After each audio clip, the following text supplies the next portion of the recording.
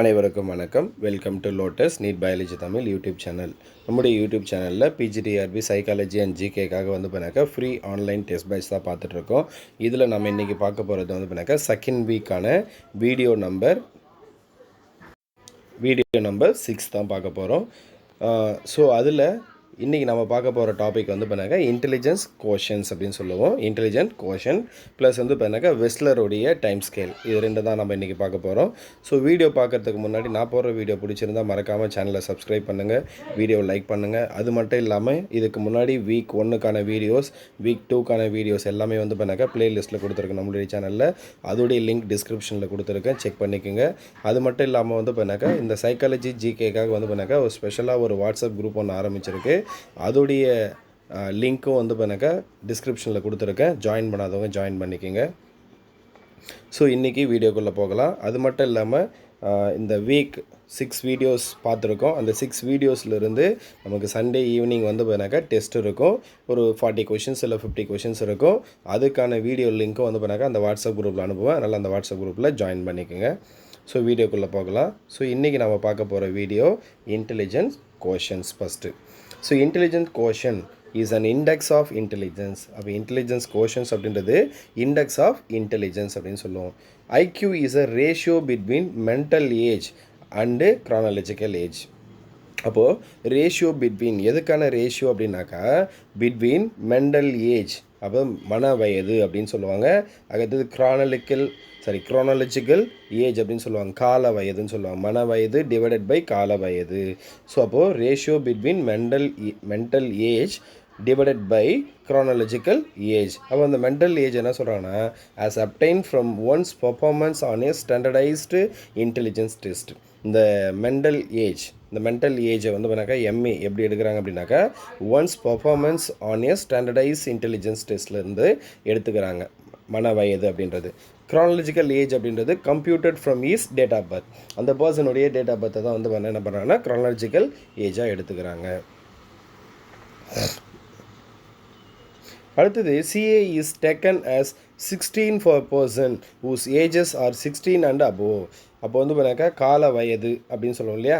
So அதை பண்ணாக்கா இந்த க்ரானாலஜிக்கல் ஏஜை பண்ணாக்கா 16 அப்படின்னு எடுத்துக்கிறோன்னா 16ன்றது யாருக்கு எடுத்துக்கலாம்னா ஒருத்தருடைய ஏஜ் 16 இருக்கலாம் ஆர் அபோவாக இருக்கலாம். அப்போ அதுக்கு மேலே இருந்தால் நம்ம என்ன பண்ணலாம்னா அவங்களுடைய அந்த க்ரானாலஜிக்கல் ஏஜ் சிஏ பண்ணாக்கா 16 அப்படின்னு எடுத்துப்போம். ஏன் அதை 16 தான் எடுக்கிறோம்?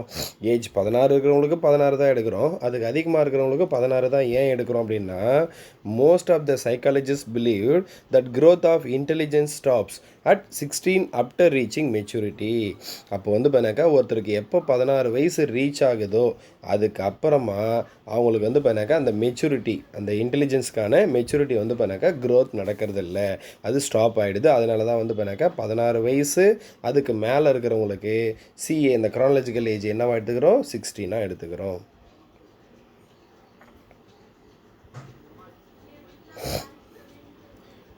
Next to avoid fraction we multiply the results obtained by 100. So பண்ணாக்கா இப்போ நம்ம மன வயது பை கால வயது, ஸோ அப்போ இந்த mental age divided by chronological ஏஜ்னு சொல்கிறோம் இல்லையா. ஏன் 100 மல்டிப்ளை பண்ணுறோன்னா இங்கே ஃப்ராக்ஷன் வரதை அவாய்ட் பண்ணுறதுக்காக என்ன பண்ணுறோன்னா இந்த mental age divided by chronological ஏஜை 100 மல்டிப்ளை பண்ணுறோம். அப்போ அந்த ஐக்யூடைய ஃபார்முலா நமக்கு கொஷின் கேட்கலாம், இதுக்கு முன்னாடி கேட்டிருக்காங்க. ஸோ என்ன அப்படின்னாக்கா IQ equal to MA mental age divided by chronological age into 100. அப்போ எம்ஏவுடைய ஃபுல் ஃபார்ம் பண்ணாக்கா மென்டல் ஏஜ், சிஏவுடைய ஃபுல் ஃபார்ம் பண்ணாக்கா chronological age. IQ value 100 refers to normal intelligence, average intelligence. ஒருத்தருடைய ஐக்யூ வேல்யூ பண்ணாக்கா 100 வருது அப்படின்னா அவங்களுடைய இன்டெலிஜென்ஸ் எப்படி இருக்குனாக்கா நார்மல், தட் மீன் ஆவரேஜாக இருக்கும். Values about 100 indicates high intelligence. Suppose ஒருத்தருடைய இன்டெலிஜென்ஸ் பண்ணாக்கா அபோவ் 100 இருந்ததுனாக்கா அவங்களுக்கு இன்டெலிஜென்ஸ் பண்ணாக்கா அதிகமாக இருக்குது அப்படின்னு அர்த்தம். ஒருத்தருடைய இன்டெலிஜென்ஸ் ஐக்யூடைய வேல்யூ பண்ணாக்கா பிலோ 100 இருந்தால் அவங்களுடைய பண்ணாக்கா லோ லெவல் ஆஃப் இன்டெலிஜென்ஸ் இருக்கும் அப்படின்றது மீனிங். ஸோ இதுதான் பண்ணாக்கா ஐக்யூக்கான ஆன்சர். அடுத்து நம்ம பார்க்க போகிறது பண்ணாக்கா Wechsler adult intelligence scale. Wechsler Atal intelligence scale அப்படின்னு சொல்லுவாங்க. ஸோ ஷார்ட்டாக வந்து பார்த்தாக்கா WAIS. அப்போ Wechsler Atal intelligence scale published in 1939 was modified and standardized in 1955. அப்போ வெஸ்லர் அடல்ட் இன்டெலிஜென்ஸ் ஸ்கேல் வந்து பண்ணாக்கா எப்போ பப்ளிஷ் பண்ணுறாங்கன்னா 1939 ஃபஸ்ட்டு பப்ளிஷ் பண்ணுறாங்க. அதுக்கப்புறம் அதை மாடிஃபை பண்ணி ஸ்டாண்டர்டைஸ்டாக மாற்றுறாங்க. எந்த இயர்னா 1955. ஸோ இதுவும் கொஷின் கேட்கறதுக்கான நிறைய பாசிபிலிட்டிஸ் இருக்குது. Next Wechsler adopt a general intelligence approach. Wechsler adopt a general intelligence approach. அதை வெஸ்லர் வந்து பண்ணாங்க எதை அடாப்ட் பண்ணுறாருனாக்கா ஜென்ரல் இன்டெலிஜென்ஸ் அப்ரோச்சை அடாப்ட் பண்ணுறாரு. This view supported that individuals have different measures of intelligence and not of the same kind of intelligence. அப்போ வந்து பண்ணாக்கா இது எதை சொல்லுது அப்படின்னு பார்த்தீங்கன்னாக்கா இவருடைய அந்த அப்ரோச் வந்து பண்ணாக்கா supported that individuals have different measures of intelligence. அப்போ ஒவ்வொருத்தருக்கும் வந்து பண்ணாக்கா டிஃப்ரெண்ட் மெத்தட் ஆஃப் இன்டெலிஜென்ஸ் இருக்குது. அதை வந்து பண்ணாக்கா same kind of method of இன்டெலிஜென்ஸை வச்சுக்கிட்டு நம்ம மெஷர் பண்ண முடியாது அப்படின்னு சொல்கிறதா யாருன்னா இந்த வெஸ்லர் அப்படின்றவர். The test consist of 7 sub test. இந்த வெஸ்லருடைய டெஸ்ட் இருக்குது இல்லையா, இன்டெலிஜென்ஸ் டெஸ்ட்டுன்னு சொன்னோம் இல்லையா, இதில் மொத்தம் எத்தனை டெஸ்ட் இருக்குனாக்கா 11 சப் டெஸ்ட் இருக்குது. கொஷின் கேட்பாங்க. 11 சப் டெஸ்ட் இருக்குது.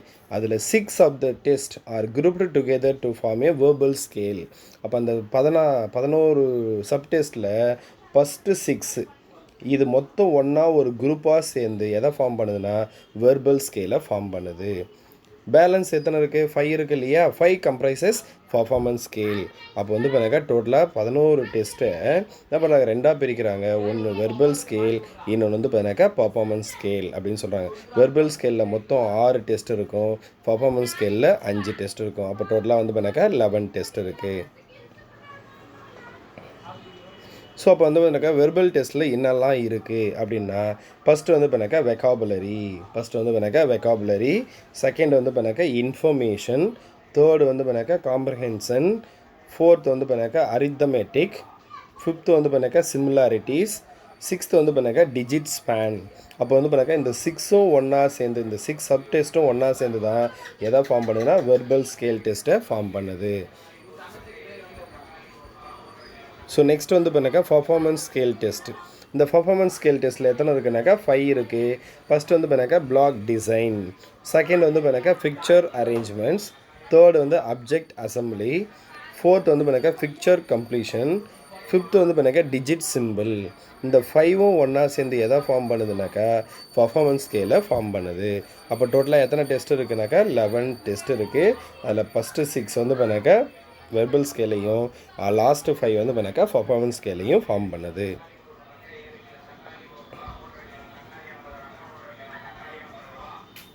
Next Wechsler adult intelligence test is a point scale and not an age scale like Stanford Binet test. அப்போ ஸ்டான்போர்ட் டெஸ்ட்டை யார் கொடுத்தது அப்படின்னாக்கா ஆல்பர்ட் பினே அப்படின்னு சொல்லுவாங்க. Stanford Binet test. அப்போது Wechsler adult intelligence test scale is a point scale. அப்போ Wechsler adult intelligence scale அப்படின்றது ஒரு point scale and not an age scale. அது வந்து ஏஜ் ஸ்கேல் கிடையாது. அப்போ ஏஜ் ஸ்கேல் யாரோடையது அப்படின்னு பண்ணாக்கா ஸ்டான்போர்ட் பினே டெஸ்ட்டு தான் வந்து பண்ணாக்கா ஏஜை வச்சு சொல்கிறது. ஆனால் இங்கே வந்து பண்ணாக்கா வெஸ்லருடைய அடல்ட் இன்டெலிஜென்ஸ் ஸ்கேல் வந்து பண்ணாக்கா ஒரு பாயிண்ட் ஸ்கேல். இதுவும் கொஷின் கேட்பாங்க. அடுத்து year items are not grouped by age level as in Binet test. Binet என்ன பண்ணியிருக்காருன்னா ஏஜை வச்சு வந்து பண்ணாக்கா குரூப்பாக பிரிச்சிருக்காரு. ஆனால் இவர் items are not grouped by age level. இங்கே வந்து பண்ணாக்கா ஏஜை பேஸ் பண்ணி குரூப்பாக பிரிக்கலை. ஆனால் பினே டெஸ்ட்டில் ஏஜை வச்சு தான் குரூப்பாக பிரிச்சிருக்காங்க. Next the raw score for each subtest is transformed into standard score with a mean of 10 and standard deviation of 3.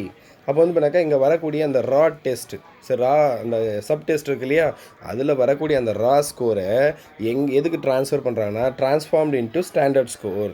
அப்போ அது என்ன பண்ணுறாங்க, ஸ்டாண்டர்ட் ஸ்கோருக்கு மாற்றுறாங்க. ஸோ அப்போ mean of 10 and standard deviation of 3. So இதை வச்சு தான் அந்த வந்து கரெக்டான அந்த ஸ்டாண்டர்ட் ஸ்கோரை மெஷர் பண்ணுறதுக்கு ஹெல்ப் பண்ணுறது. The Wechsler Adult Intelligence Scale is supported to give a quite reliable of adult intelligence. அப்போ இந்த வெஸ்லர் அடல்ட் இன்டெலிஜென்ஸ் டெஸ்ட் எதுக்கு ஹெல்ப் பண்ணுதுனாக்கா, quite reliable measures for adult intelligence. ஒரு அடல்ட்டோடைய இன்டெலிஜென்ஸை வந்து பண்ணாக்கா மெஷர் பண்ணுறதுக்கு ரொம்ப ரிலையபிளாக நம்பிக்கைக்குரியதாக இருக்கக்கூடியதுன்னா எதுனாக்கா இந்த வெஸ்லருடைய அடல்ட்ஸ் இன்டெலிஜென்ஸ் ஸ்கேல்னு சொல்லுவோம். ஸோ இன்றைக்கி இந்த டெஸ்ட்டு புரிஞ்சிருக்கும்னு நினைக்கிறேன். ஸோ அடுத்த டெஸ்ட்டில் பார்ப்போம். வீடியோ பிடிச்சிருந்தால் மறக்காமல் சேனலை சப்ஸ்கிரைப் பண்ணுங்கள். அடுத்த வீடியோ வந்து பண்ணாக்கா நமக்கு டைரெக்டாக வந்து பண்ணாக்கா சண்டே டெஸ்ட்டு தான் இருக்கும். தேங்க்யூ.